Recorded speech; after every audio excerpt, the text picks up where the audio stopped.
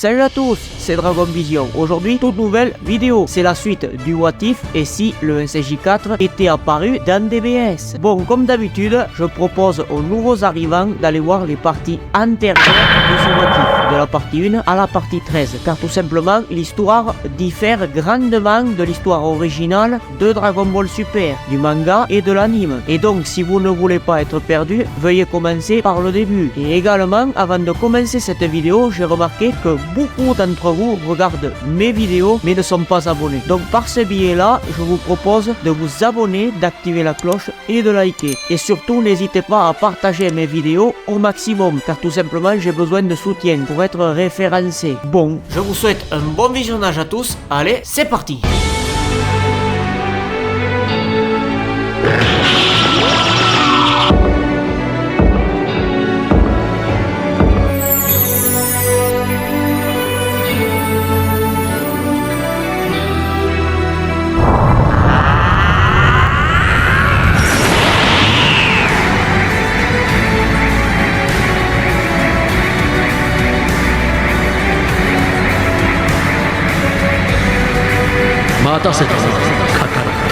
Vegeta.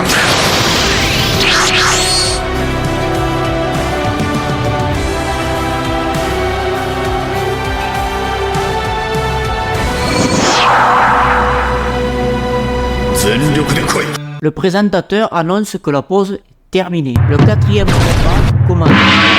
Hit a un souvenir. Je me rappelle de toi. Tu as éjecté Saonel et Pirina. Piccolo pense dans sa tête, il faut que je me méfie de son Tokitobashi. Et même, il faut commencer par tester sa puissance. Le combat commence. Piccolo se relève et il pense dans sa tête, je commence à comprendre sa stratégie.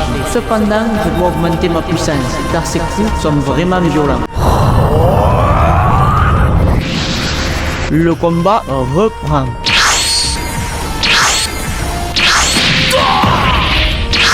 Hit se relève et il constate que Piccolo a compris sa technique encore plus rapidement que Son Goku. Mais il lui explique qu'il est tombé dans son piège, car tout simplement, grâce à ses coups, il a réussi à augmenter sa puissance. Le combat reprend. Et là, c'est Hit qui domine totalement le combat. Et Piccolo arrive à peine à se défendre. Piccolo se relève. Hit est choqué. Tu as encore évolué? Piccolo explique qu'il a vaincu Toppo, un apprenti dieu de la destruction avec cette forme, après la suppression de son univers. Hit est captivé et même il lui dit approche. Le combat reprend. Et là c'est Orange Piccolo qui a complètement le dessus sur Hit. Hit se relève et il constate que son Tokitobashi n'a plus d'effet sur lui, car tout simplement la différence de puissance est trop grande. Mais il en conclut qu'il n'a pas dit son dernier mot. Hit explique « Voici ma pleine puissance ». Piccolo constate que la puissance de Hit a énormément augmenté. Le combat reprend. Et là, c'est un combat équilibré. Même avec le Tokitobashi, Hit rivalise avec Orange Piccolo. Et le combat fait rage. Aucun des deux n'arrive à prendre le dessus l'un sur l'autre. Et même Piccolo le reconnaît. Même il rajoute qu'il est bien un assassin légendaire. Et même il en conclut. Hit, tu n'es pas un combattant à sous-estimer. Et c'est réciproque pour Hit. Mais Hit lui explique que c'est fini. Et il ne pourra rien faire contre lui.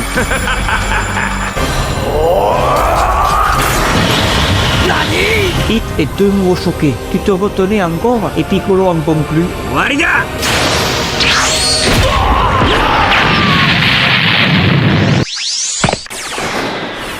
Hit est KO. Piccolo remporte ce match. Le cinquième combat commence. Le combat commence. Et là, c'est Trunks qui domine Tenshinhan. Tenshinhan résiste bien, mais...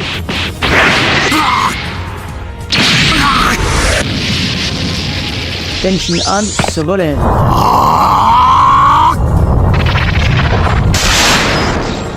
Trunks est surpris. Incroyable, tu as évolué. Et même il rajoute que le combat va être plus intéressant que prévu. Le combat reprend.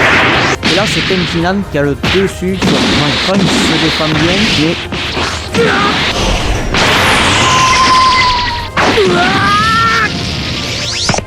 Trunks se relève. Tenjian est surpris. Tu es passé en Super Saiyan? Tenjian s'excuse auprès de Maître Kaido et il explique. J'ai perfectionné mon Kaioken. Il en conclut qu'il ne veut pas perdre sans avoir tout donné. Trunks constate que le ki de Tenshinhan a augmenté de façon spectaculaire et Tenshinhan lui explique le véritable combat commence. Trunks. Le combat reprend. Et là, c'est Trunks qui a toujours le dessus sur Tenshinhan. Trunks éjecte Tenshinhan. Le 6e combat commence. Goten est sous le charme de Kale. C'est vraiment intimidant de se battre contre une fille aussi jolie. Kale est gênée, elle change de sujet. Arrête de parler et bats-toi. Le combat commence. Et là, c'est Kale qui domine complètement le combat contre Goten. Et Goten ne peut rien faire. Goten se relève et il admet qu'elle est incroyable et même il dit qu'elle est beaucoup plus forte que lui-même. Et Kale lui explique qu'elle a beaucoup travaillé pour avoir cette puissance. Elle va plus en détail, c'est grâce à Caulifla. Quant à Goten, il explique que ce n'est pas son cas.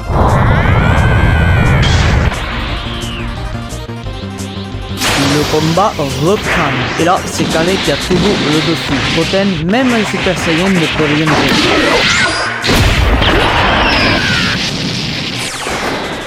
Goten est KO. Kale remporte la victoire. Le présentateur vient de se rendre compte d'un problème. Il manque 4 combattants. Et même, il rajoute qu'il manque 2 combats pour les 8e de finale. Et Goku propose de faire participer Pan. Cependant, le présentateur refuse. Parce que c'est qu'une enfant. Satan persiste et le convainc par des ennemis. Le présentateur donne son accord par contrainte. Un individu apparaît et il sous-estime Pan. Et il s'appelle Mukeko. Le 7e combat commence.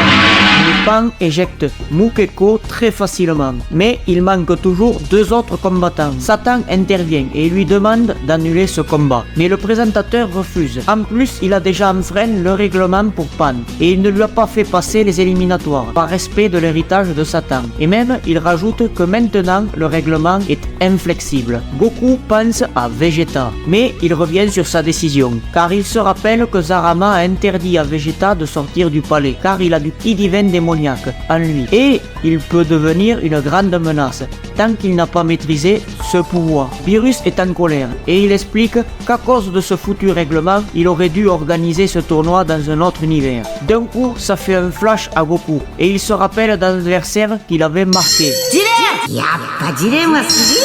Goku demande vite à Whis, mais il lui explique qu'il ne peut entrer en contact qu'avec sa sœur Vados. Goku a une dernière idée, demander à Zeno. Beerus est en colère et il lui crie dessus, mais Goku appuie sur le bouton de la télécommande que Zeno lui a donné et Goku disparaît. 30 secondes plus tard, dans le palais de Zeno, Goku salue de manière très familière Zeno. Zeno est heureux et il lui explique « Goku, quel plaisir de te revoir !» Goku s'excuse et même il rajoute qu'il n'a pas le temps de discuter car tout simplement un tournoi se déroule actuellement sur la planète Terre. Et en plus il explique que le tournoi est en pause car il manque 2 combattants.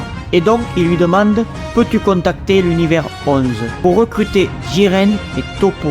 Zeno est super intéressé et même il explique qu'il veut venir le voir à ce tournoi. Il en conclut que oui et donc il en conclut qu'il accepte.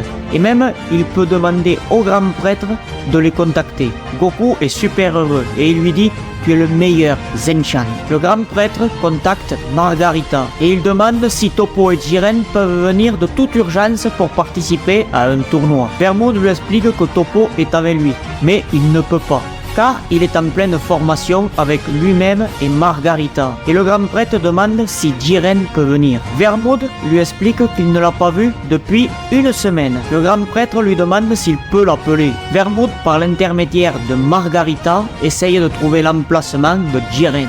Quelques minutes plus tard, Margarita est enfin entrée en contact avec Jiren. Et Margarita lui transmet la requête. Mais il refuse. Goku explique au grand prêtre de lui dire que c'est de sa part. Le grand prêtre lui transmet le message. Margarita explique au grand prêtre que Jiren accepte. Goku est super excité. Le grand prêtre part dans l'univers 11. 2 heures plus tard, le grand prêtre est de retour. Goku salue Jiren. Jiren demande « Guerrier de l'univers 7, Son Goku, que me veux-tu » Goku lui demande qu'il y a un tournoi sur Terre. Et même, il rajoute qu'il n'y a plus assez de personnes puissantes pour participer. Alors, il en conclut qu'il a pensé à lui. Jiren accepte, parce que c'est lui. Mais à une condition, c'est que par la suite, vous ressuscitez mon maître. Goku est dubitatif, et il dit « Je ne sais pas si Shenron peut le ressusciter, comme il fait partie d'un autre univers. » Le grand prêtre explique que d'après le peu d'informations qu'il a, c'est Super Shenron qui peut réaliser ce genre de vœu. Goku explique que cela va être problématique, car Zarama ne lui a pas appris la langue des dieux, et même il lui demande « Pouvez-vous le faire, s'il vous plaît ?» Le grand prêtre lui rétorque « Ça fait beaucoup trop de choses que vous me demandez. » Zeno prend la parole. « Goku, j'accepte. Mais je veux voir ce tournoi. » Et même, il en conclut « S'il ne me plaît pas, je détruirai l'univers 7. » Goku est effrayé et il dit « D'accord » sans demander son reste. Et même, Zeno rajoute « Tu me dois également un autre service pour t'avoir aidé à t'entraîner avec Zarama. » Et même, il rajoute que pour l'instant, il n'a aucune chose qui lui vient à l'esprit. Et donc, il lui en reparlera plus tard. Et donc, le maître de Jiren ne sera ressuscité que si tu accomplis mon service. Jiren s'adresse à Son Goku. J'espère que je ne suis pas venu pour rien. Et de plus, il rajoute qu'il compte sur lui, car tout simplement, il a enfin l'opportunité de revoir son maître. Goku accepte. Chose promise, chose due. De toute façon, il déteste le mensonge. Le grand prêtre annonce qu'ils vont partir. Et même, il leur dit « Venez près de moi ». Tout le monde part sur Terre. Plus tard, Goku et les autres sont arrivés au tournoi. Beerus est choqué de voir Zeno. Goku lui explique les conditions de Zeno.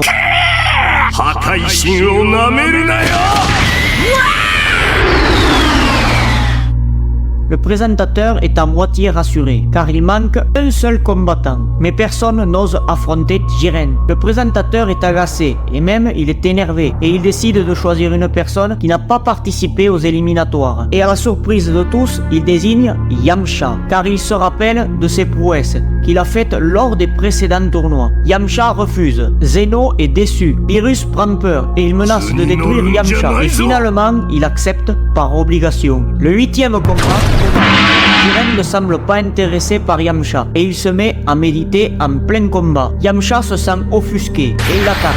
Mais rien qu'avec le mur de ki de Jiren, Yamcha est éjecté hors du tatami et il est KO. Jiren remporte la victoire. Zeno explique que le combat n'était pas très intéressant. Beerus panique et il lui explique que ce n'est qu'une simple mise en bouche. Les quarts de finale commencent. Le 9e combat commence.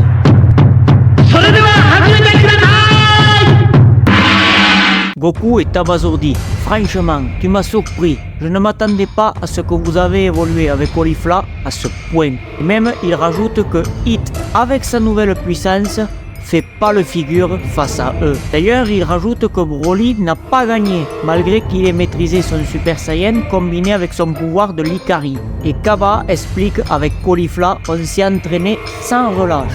Mais en réalité, c'est Champa qui a voulu prendre en charge leur entraînement.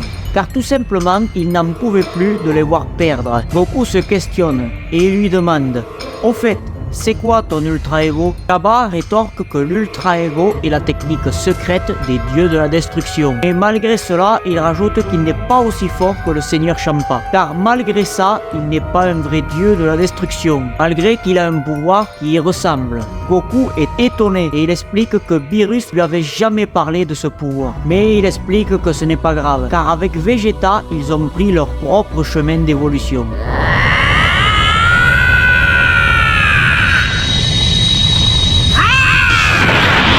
Kaba a un titre, mais je reconnais cette forme, c'est le Super Saiyan légendaire. Même, il dit que selon ses mémoires, c'est une forme encore plus puissante que le SJ divin. Goku rétorque que c'est tout à fait ça. Même Goku lui demande, cette forme, elle ne t'intéresse pas? Kaba rétorque qu'au début, il voulait l'atteindre et faire repousser sa queue. Et il explique que le roi de la planète Sadala lui a dit que c'est impossible. Goku lui explique que normalement les Saiyans de pur sang doivent avoir une queue. Kaba rétorque que en réalité le roi de la planète Sadala lui a expliqué que les Saiyans de l'univers 6 ont muté génétiquement depuis des siècles.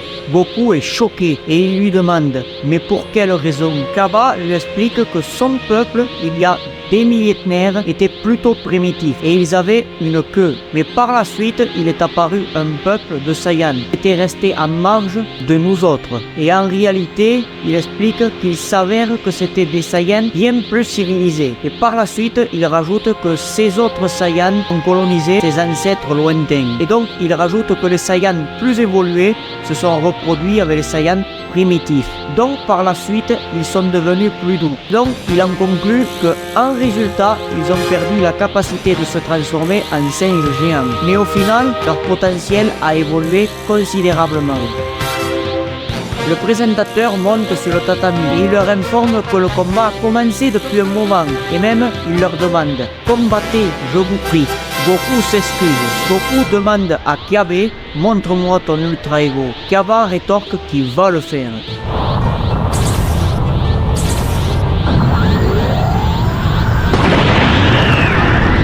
Goku pense dans sa tête, sa puissance le fait trembler. Goku en conclut. C'est parti, Kaba. Le combat commence. Et là, c'est Kaba qui domine complètement le combat. Et à chaque coup que Kaba donne, Goku a l'impression que ses os se brisent.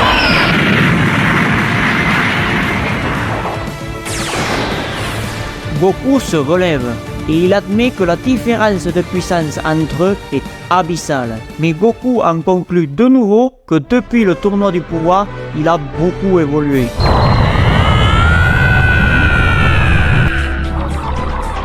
Kaba est choqué et il demande « Mais c'est quoi cette forme ?» Goku lui explique que c'est le Super Saiyan divin ancestral et il va plus en détail. C'est la forme du véritable dieu des Saiyans des temps anciens.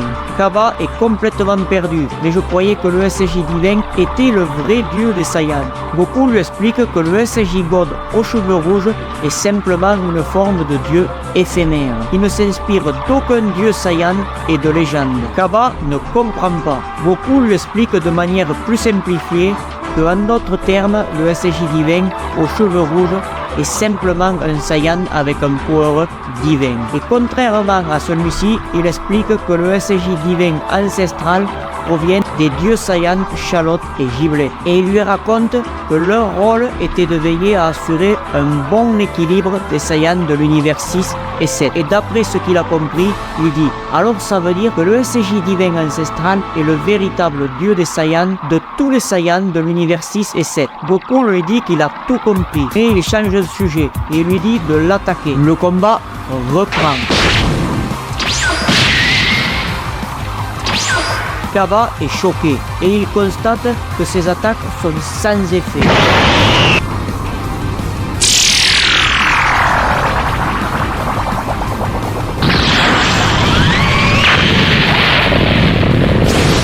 Kaba n'en revient toujours pas. Ça ne lui a encore rien fait. Goku en conclut. Maintenant, c'est à mon tour.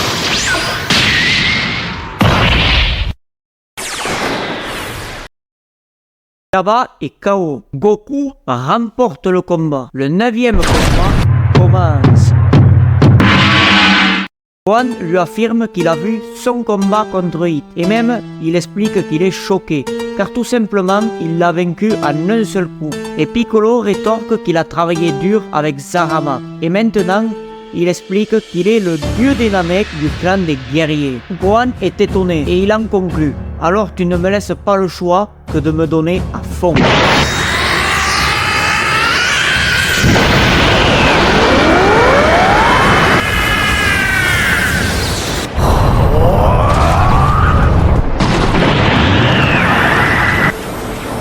Gohan pense dans sa tête que son ki est monstrueux. Piccolo demande à Gohan de l'attaquer. Le combat commence. Gohan enchaîne des coups de toute sa puissance, mais Piccolo ne bronche pas. Et même il se permet de sourire. Et Gohan est abasourdi. Ce n'est pas possible. Mes coups n'ont aucun effet sur lui-même.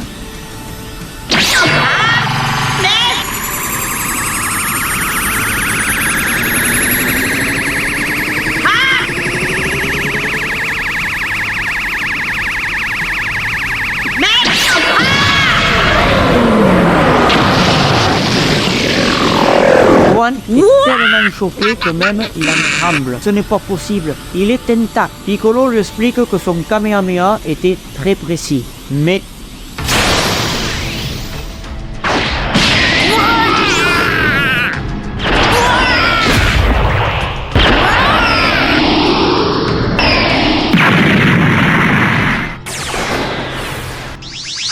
Piccolo admet que son potentiel à Gohan et ainsi que sa puissance l'ont toujours impressionné. Et même il explique que, en toute honnêteté, depuis l'apparition de Majin Buu jusqu'au tournoi de Zeno, il s'est senti inutile. Mais heureusement, il explique qu'en très peu de temps, il a évolué à des sommets qu'il n'aurait jamais pu atteindre tout seul. Et même, il constate que la puissance de Gohan a augmenté depuis qu'ils avaient combattu ensemble sur la planète Céréale.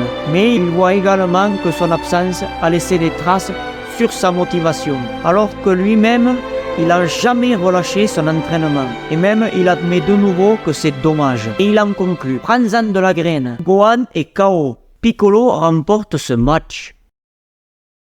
Deuxième combat commence. Trunks n'est pas serein et il explique qu'il n'a pas de chance car tout simplement il est tombé sur le même adversaire que Goten. Mais il rajoute que tant pis, il n'a pas le choix, il va devoir tout donner dès le début.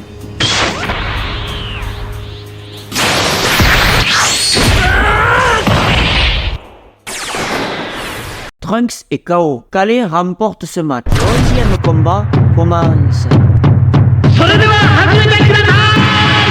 Goku demande à Jiren d'y aller mollo, car c'est sa petite fille.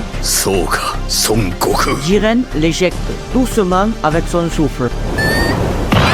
Pan est indemne, Goku est rassuré, et le présentateur et Satan aussi.